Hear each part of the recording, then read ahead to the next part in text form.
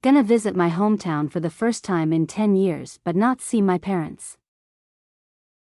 TLDR, I'm going to visit my hometown to see my sister, nieces, grandma, and uncles, but I won't see my parents. It will be no secret that I'm coming, when I've arrived, and when I'm leaving. They are desperate to see me after years of no contact, so this is the best revenge I can think of. My mom has been abusive my whole life, to all 3 of her daughters, physically and emotionally. I'm the youngest. My oldest sister got away when she went to college and now lives out of state. The middle sister ran away at 16, got emancipated, and now lives down the street from my parents. I moved out on my 18th birthday because my mom threatened to call the cops on me if I left any earlier. All 3 of us have had a relationship with our parents to some extent after we left. I moved in with friends while still in high school, on my 18th birthday, and eventually moved away from my hometown, then out of state. Even then, I still had a relationship with my parents, but as we all got older, learned more about how wrong the abuse was, and had better lives with people who actually love us, we've all been realizing just how depraved and shitty our upbringing was. A few years ago, my oldest sister stopped talking to my parents. The middle sister has always had the closest ties to them due to her living close, having kids, and them helping watch the kids. Now that the kids are old enough to not need babysitting, and my parents are aging and ailing, she takes care of them because she's a nurse. She drives them to doctor appointments and stuff. But she doesn't take their shit anymore. They still treat her like crap sometimes, but she cuts them off and ignores them when they behave badly. As for me, a couple of things made me finally stop talking to them. One was a visit home where, as always, my dad belittled me and tried to make me feel, in my late 20s, like a stupid little girl who doesn't know anything. He did this in front of my then fiancé, now husband of over 10 years. It was validating to be able to show my partner the shit I grew up with, and also really fucking sad. Then, maybe 6 years ago or so, I was posting on Facebook, for my friends only, about my mom abusing me as a kid, processing trauma, etc. My friend group is very open-minded and forward-thinking and has helped me so much to realize how much I was abused, how wrong it is, and to heal me. It wasn't a public post or anything, and my mom isn't on Facebook. But my dad is, and he was so angry that I would break your mother's heart like this and tell the whole world all these lies. They weren't lies, and it was only my close friends, and my mom wasn't even on Facebook. But he told her about the post, of course. It became suddenly clear to me that night that he loves my mother more than he loves any of his daughters. He never protected us. He never stopped her. He never spoke up for us the way he was now speaking up for her against my 100% true friends only Facebook post. So, heartbroken with the realization that he loved her more than his children and always would, I went no contact. I've only been the better for it. They still occasionally text me happy birthday or Merry Christmas, though not every year. Eventually, my mom got on Facebook and friend requested me. I ignored it. And recently, my mom started emailing me again. Around Thanksgiving, she emailed for the first time in years, to claim that my grandmother was probably going to die soon, so I had better come visit soon, as this would likely be her last Christmas, her last New Year's, her last birthday. She told me Grandma had had a bad fall and wasn't recovering. She also mentioned that my other family members aren't getting any younger, implying that I might not even wish to see them again before they die. Essentially, if I didn't see them before they died, it was because I must not want to. Suspiciously, she didn't mention me seeing her or my dad before they die. She wanted me to believe this was a selfless email written out of pure love and concern for me and my other family members who might die at any moment, and nothing selfish with her at all. She was hoping that I would come visit Grandma out of guilt, and they'd get to see me while I'm there. Meanwhile, my sister who lives close to them, the nurse, who is a caretaker for the entire family of aging folks, and who I talk to on Discord and text hours every week, had never mentioned it. Turns out the fall was minor, happened months ago, and my grandmother is fine. And no one else is near death. Then around Christmas, she emailed me a jazz cover of a Christmas song, knowing that jazz Christmas music is something we both love, a love I got from her. I didn't reply to either email. The plan. But, I am planning a trip home to see my family. In 2019, I had been planning a trip in the summer of 2020, but then COVID hit, so it got delayed until now. It has nothing to do with her email to me, but if she thinks it does, even better. So I will finally see my family, all my family except for her and my dad. I will be staying with my sister, right down the street. I will be mere blocks away. I will be there for a full 2 weeks. And I will not be seeing them. My local sister 100% supports this plan, too. She wishes she could detangle her life from theirs, but it's too complicated and they're too ailing and poor to get by without her. But we often joke about how much this will hurt them, and how much they deserve it. It's the only revenge I can reasonably get on them, to let them know they don't get access to me, and that I have so little love for them that I won't even see them when I have already paid to fly all the way out there and will be within walking distance. During my visit, I'm planning to reconnect with some old friends who also distanced themselves from my parents over the years.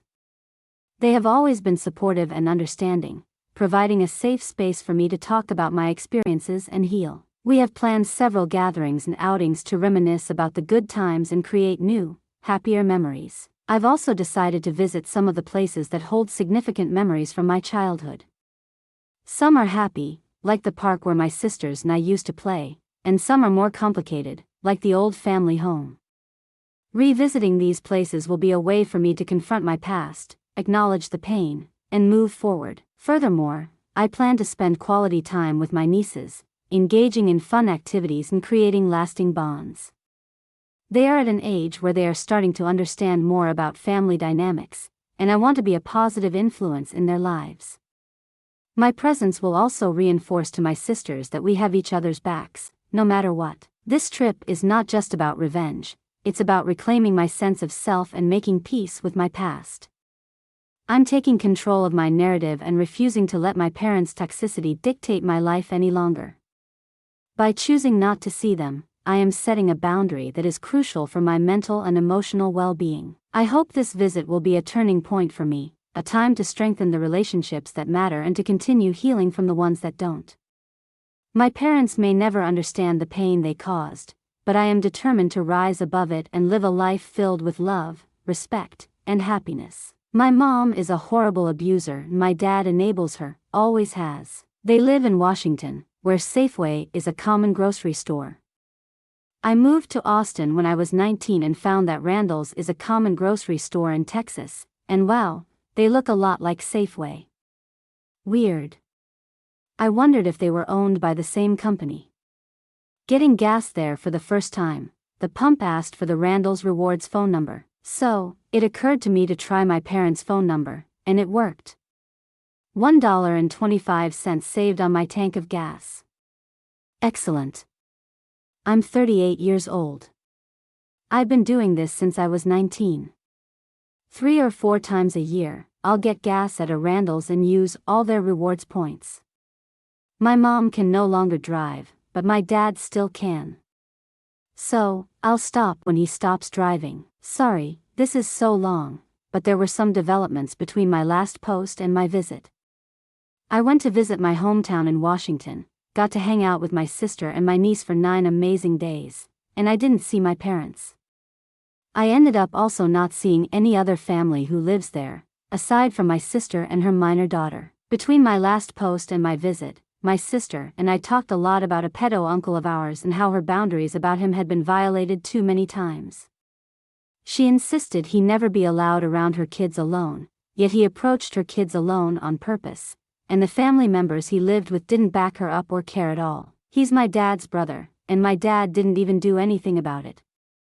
My sister and I also talked about how, when I came out to my entire family about stuff that happened between the uncle and me when I was a kid, there was a lot of bloviating about how mad they were at him, but nothing was done. He was still financially supported, allowed at family events, etc. When things happened between one of my sister's kids and this uncle, again, nothing was done. And all of this is after he was in jail in the 80s for things he did to his daughter. So, yeah, we're realizing as adults that the whole family has been enabling him and too forgiving of him, repeatedly, for decades. Between my last post and my trip to see her, my sister sent the whole family a message stating that, having thought about it a lot and considering the multiple times the uncle has done bad things and how the family keeps supporting him, living with him, letting him be at family events, etc., she and her minor daughter will no longer be going to important family events where he will be, and won't be going to non-important ones at all. They all suddenly, after 40 years of supporting him and watching him victimize new young people, freaked out and cried, "Oh no. We're so sorry. We'll kick him out if you want us to. We'll make him leave during family events if you want us to.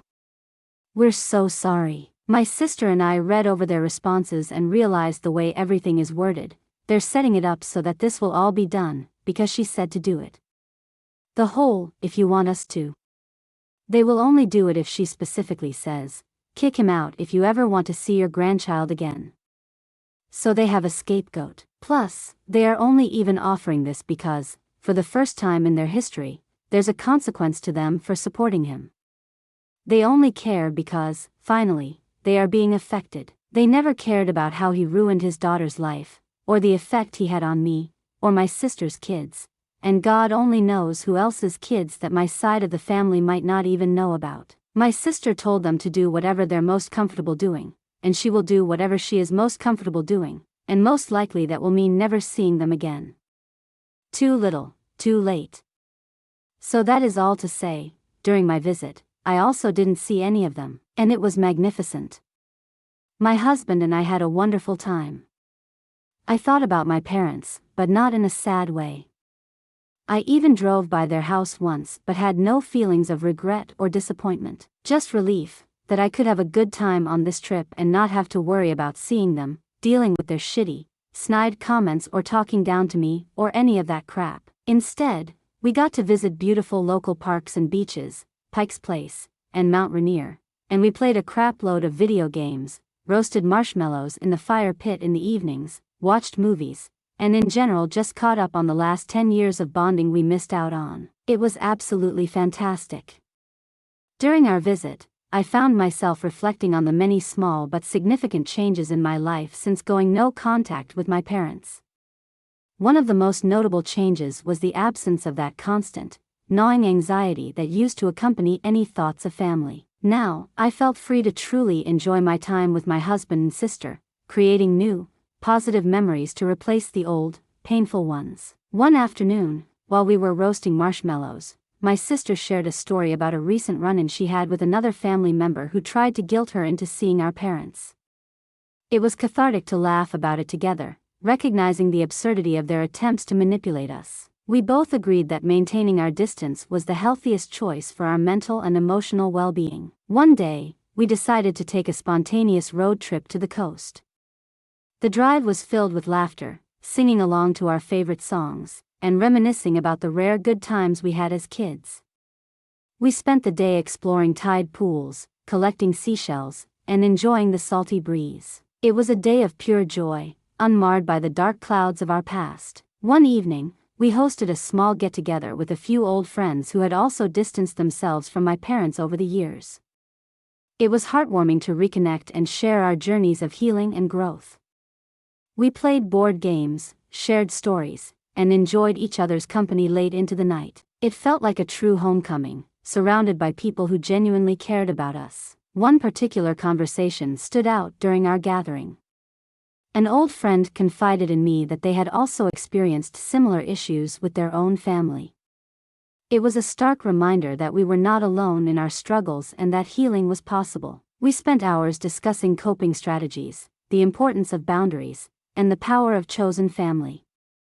It was a deeply validating and empowering experience. Towards the end of our trip, my sister and I took a hike up one of the trails near Mount Rainier. The breathtaking views and the sheer magnitude of the mountain seemed to symbolize the vastness of our journey from pain to healing. We sat at the summit, looking out over the landscape, and talked about our hopes and dreams for the future. It was a moment of profound peace and clarity, knowing that we had each other's backs no matter what. As our trip came to an end, I found myself feeling a mix of emotions. There was a deep sense of satisfaction and contentment, but also a bittersweet realization of the family we had lost in the process of finding ourselves. Yet, I knew that the family we had created, the bonds we had strengthened, and the memories we had made were worth more than any blood ties. On our last night, we had a small farewell dinner with my sister and niece. We cooked our favorite childhood meals, reminisced about our shared experiences, and made plans for future visits. It was a fitting end to a trip that had been about reclaiming our past and looking forward to a brighter, healthier future. I will update again once there is any development about my family members finding out I came to visit and didn't see them. I suspect this will happen within the next few weeks. For now, I am content knowing that I made the right choice for myself and my mental health, and that I am surrounded by people who love and support me for who I am. Returning home to Austin after such an emotionally rewarding trip, I found myself feeling lighter, as if a massive weight had been lifted off my shoulders. The next few weeks were spent reflecting on the visit, replaying the joyful moments with my sister and niece in my mind, and appreciating the newfound sense of peace that came from setting firm boundaries with my parents. One day, about a week after I returned, I received a call from my sister. She had an interesting development to share. Our parents had found out that I had visited town without seeing them. Apparently, one of our well-meaning but uninformed relatives mentioned my visit to my mom in passing, assuming she already knew. According to my sister, the fallout was immediate and intense. My parents were livid. They called my sister, demanding to know why I hadn't visited them. My mom, in particular, was apoplectic, insisting that she had a right to see me and that I had deeply hurt her by not visiting. My dad, predictably, backed her up, spewing the usual guilt-laden rhetoric about family obligations and respect. My sister, bless her heart, stood her ground. She calmly explained that I was an adult who made my own decisions and that I had chosen not to see them for my own reasons. She didn't elaborate further, nor did she entertain their accusations and guilt-tripping. When they realized they wouldn't get anywhere with her, they tried to guilt her into making me contact them. But she remained firm, refusing to be their intermediary. After hanging up with my sister, my parents resorted to their usual tactics. They bombarded me with text messages and voicemails. The messages ranged from pleading and apologetic to accusatory and angry. It was clear they were trying every tactic in their arsenal to get a reaction from me. As I listened to their voicemails and read their texts, I felt a mixture of emotions. There was a twinge of the old, familiar guilt and anxiety, but it was quickly overshadowed by a newfound sense of strength and resolve. I had come too far to let them drag me back into their toxic web. I decided not to respond to their messages. Instead, I focused on my own well-being and the positive connections I had in my life. My husband and I talked extensively about the situation, and he offered unwavering support. We both knew that engaging with my parents would only bring more stress and negativity into our lives. A few days later, I received an email from my mom. This one was different from the previous ones. It was lengthy, filled with emotional manipulation and guilt-tripping. She detailed all the ways she felt I had wronged her, emphasizing how much she had done for me growing up and how heartbroken she was that I had cut them out of my life. Reading her words, I felt a strange sense of detachment. It was as if I were reading a letter from a stranger, someone whose emotional grip on me had finally loosened.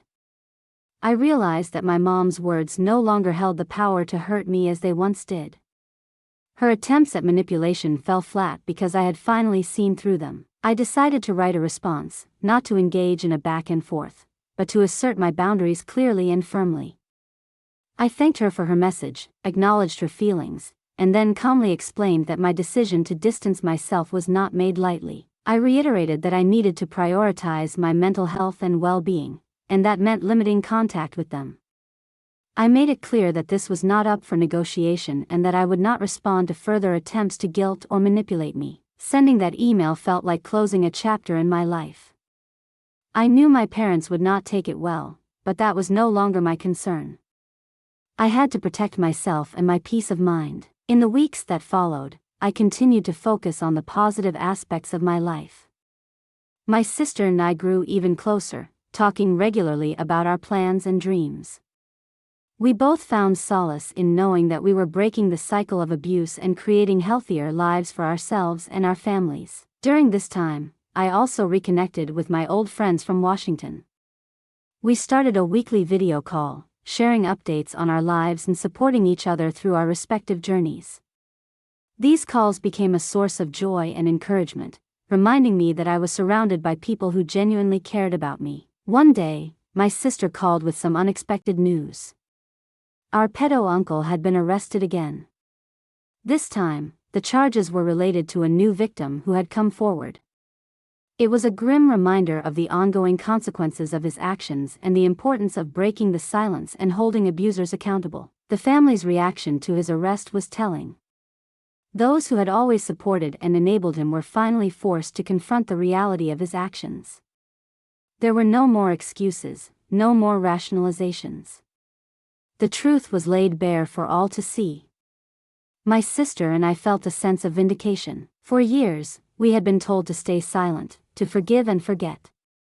Now, the truth was undeniable, and the family had to face the consequences of their complicity. As the legal proceedings unfolded, my sister and I continued to support each other. We knew that healing from the past was a continuous journey, one that required strength, resilience, and unwavering support from those who truly cared about us. We also made a pact to continue breaking the cycle of silence and abuse, ensuring that our own children would grow up in a healthier, safer environment. One evening, as I sat on my porch with my husband, watching the sunset, I reflected on the past few months. Despite the challenges and emotional turmoil, I felt a profound sense of peace. I had reclaimed my life, set firm boundaries, and surrounded myself with love and support. The future seemed brighter, filled with possibilities and hope. As we sat there, my husband turned to me and said, "I'm proud of you. You've come so far, and I know it's not been easy. But look at where you are now. You're stronger than ever." His words warmed my heart, and I realized that he was right. I had come a long way from the scared, anxious person I once was. I had faced my past, confronted my abusers, and built a life filled with love and positivity. The journey was far from over, but I was ready to face whatever came next with courage and determination. In the end, I knew that I was no longer defined by my past or my parents' actions. I was my own person, capable of healing, growth, and love. And that, above all, was the greatest victory I could ever achieve. As the weeks turned into months, I found myself settling into a new normal.